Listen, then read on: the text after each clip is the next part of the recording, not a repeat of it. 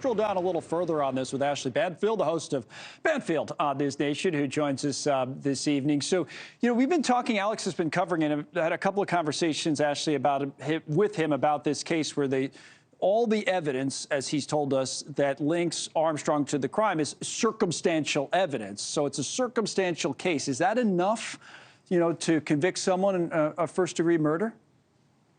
Yeah, I mean, right. First degree is really serious. Right? You could go to life in prison, no parole. You can get the death penalty for that, too. She's not up for that.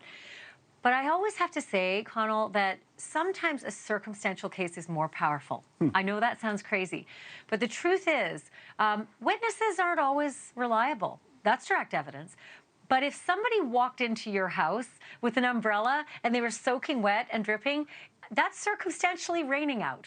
And you would pretty much bet your life on the fact that it's raining outside. So I usually try to explain to court watchers, don't be thrown off by some razzle-dazzle jazz hands lawyer who says it's just circumstantial. Sometimes circumstantial is what you get and can be very powerful. That's a good analogy right there. Now, so Armstrong faces, the rest of her life, 99 years or whatever it is in prison if convicted. So why didn't the prosecution just go for the death penalty in this case? It is premeditated execution, what's alleged, right? So why not the death penalty? Right. I think that's a great question, because if it's reserved for the worst of the worst, I think it's pretty horrible to walk up to a woman who answers her door and put 2 bullets in her head.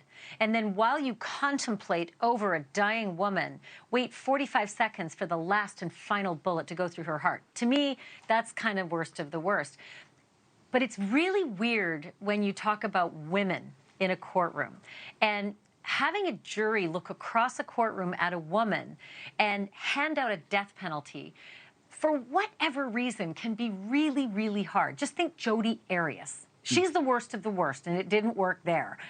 They wouldn't even convict Casey Anthony.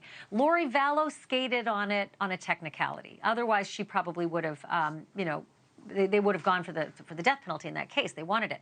But it is really, really hard to convince a jury to just go there, to just do it, just convict this woman, knowing that it's a death penalty case. I'm not saying that's necessarily this particular story, but it really does play into a lot of prosecutors' minds when they're trying to decide. It's interesting, as if this case needed any more drama. There's so much to it, but the fact that she tried to escape more than once, right? So when that happens in a case, does that matter usually to the jury, that there were escape attempts before the case was brought to court? It matters.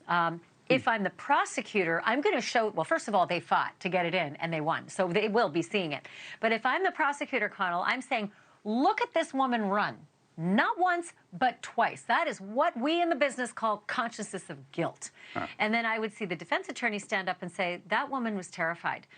She figured that no one would believe her, that she had nothing to do with it, and she felt her only way to protect herself was to run. That's the way it always works. I'm not saying that the jury always buys that, but that's probably what you're going to hear. Makes sense.